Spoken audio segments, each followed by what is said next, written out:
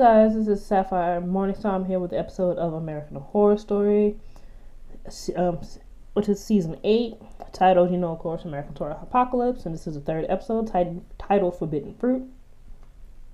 So in this episode, Langdon refers to Timothy and Emily's indiscretion and the murder of Evie as minor infractions and directs Mr. Gallant to say his grandmother died in her sleep. He notes to Dinah, that's the one that's like the Oprah type individual, that he was surprised to find her at Outpost 3 and contends that she is not as powerful enough to stop him. So I'm like, wait a minute, powerful enough to stop him? Like, so, whoa, hold on, homegirl got some magic that we all know about? Okay, this is interesting.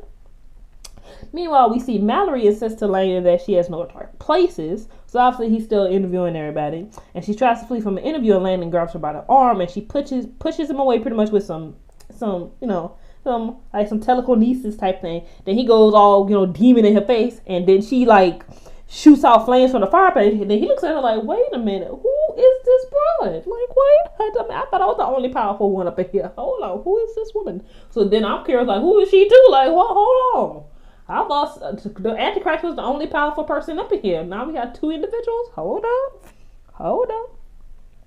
So then he ends up doing like this little satanic circle, calls on his daddy for guidance. Like, yo, daddy, I need some help. Show me what to do. And he says he thought that he destroyed them all, but that one survived. And then we go over to Miss Mead, who describes her false memories to Miss Venable, and says we get into a little backstory of her. She trick-or-treated for the first time alone, dressed as Rosie from the Robot from the Jetsons in 1962. She went to see Rosemary's Baby on her first date in Halloween 1968. And as a Mossad agent, she made her first kill on Halloween night in 1988. So obviously, she does a lot of stuff on Halloween. So she ends up contemplating the memory of a blind boy and lament her artificiality. Now, when she said the blind boy, I'm like, that's got to be the Antichrist, because that's the only blind boy. Well, that's probably not the only blind boy seen, but he's talking about a child. So that's obviously, we have the Antichrist here, and if he's talking about this little blind boy, it's obviously got to be him. But anyway. Venable admits that she has not been selected to move on to the sanctuary, and Mead suggests a course of action, pretty much killing everybody and going to the sanctuary on. In the Wastelands, we see Brock, who is Miss Coco's ex that she left in Santa Monica. He comes upon these cannibals who's cooking this thigh, and one of them was like, yo, isn't it done yet? And the other dude's like, look, I was like a finalist on like Chef's Kitchen or whatever, and that it's gotta cook real good. I'm like, is they describing this thigh like this? Yes, they are. But anyway, so they pretty much he's asking them about this outpost, and they have no clue about the location, which they really don't. If they did, I'm pretty sure they would have ransacked it already.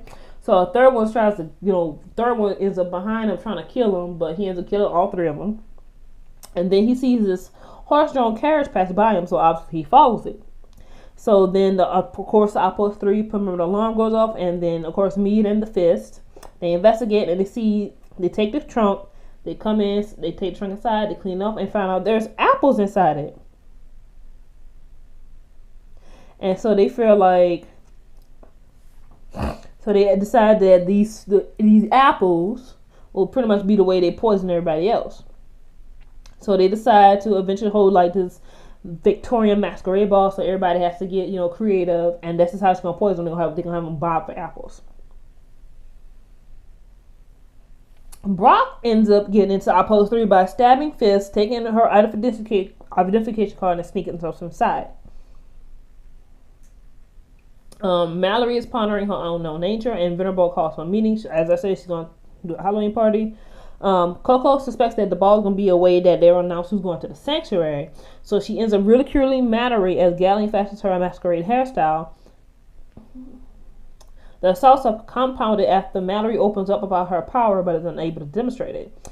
At the ball, a masked figure approaches Coco and she presumes that's Mr. Langdon. So she goes, pretty much says she offers herself and offers analingus, and she takes him back to her room, takes off the mask, and she's like, oh my god. So she pretends to be happy that he's there, and then he goes and stabs her in the forehead. I'm like, whoop, there go Coco. So then after everyone has a chance to buy for apples, the purples and the grays feast on them together, quickly starting spasm and vomiting apple chunks and blood. Unbeknownst to the wars, Venable and Mead have injected the apples with snake venom. And after a cursory inspection of the corpses, the pair seeks out Landon in his bedroom. Venable tells him that they will be making the selections, and Landon calls Venable perfect for the sanctuary, but Venable urges Mead to suit him regardless. A perplexed and devastated Mead is unable to and executes Venable instead. And then Landon consoles her by revealing that she was modeled after someone dear to him from his childhood. Told you so. And then Landon beckons the only woman who ever really understood him to be by his side. So then we got a song playing on the radio, She's a Rainbow, and then we see three figures come upon Outpost 3, and we see it's Cordelia Good, Madison Montgomery, and Myrtle Snow. They enter, and the Cordelia tells them to revive their sister. So Mallory, Dina, and Coco. I'm like, wait, what? Those three? Mallory, I can see it. Dina couldn't, but Coco? I mean, but then you probably tell you they got Madison Montgomery. If I had to compare Madison Montgomery to Coco, I would rather go with fucking Madison Montgomery than Coco. Like, Coco is so fucking shallow that the Antichrist himself said, this bitch is so damn, like, she is so shallow. There was no way to have any evil inside her. That's how shallow even the Antichrist didn't want to deal with her. If you're that shallow that the Antichrist himself or the devil himself don't want to deal with you, you dead damn shallow. Like, you gotta look at yourself and be like, God damn, even the devil's son don't want to mess with me. Like, you gotta seriously think about that. Even the devil's son don't want to mess with you. And then, of course, Madison straddles a bewildered Mallory and remarks, surprise, bitch. I thought you seen the last of me. You thought you seen the last of me. I'm like, that goes to have Madison that I love so much. But I'm curious, though. Okay, so we have the witches finally making an appearance. Are they going to revive the rest of everybody else? Like, are they going to revive everybody else? Because if that's the end of everybody else, that's kind of fucked up. I'm just saying. But I haven't seen I haven't watched the Could It Be Satan episode yet, so I'm about to watch that now and then upload it. But I just kind of think that was kind of weird. Like, damn, they died in episode 2 or episode 3. Like, damn. But I feel like they might be able to bring them back. I mean, because they haven't been dead that long, so maybe there's a chance to still. If I remember from coming, I think there's a little time that you can still revive somebody from the dead. So I think they still got time. I mean, they just died. You know what I'm saying? They just died. So you know, they still probably fresh, and then they have enough. They could probably revive everybody without a problem. So anyway, comment, subscribe. I will be uploading episode 4 after this one, which episode 4 is titled Could It Be Satan, and then of course next week is gonna be episode 5. So comment, subscribe, and I'll see you guys next time. So you guys have a beautiful weekend. Bye.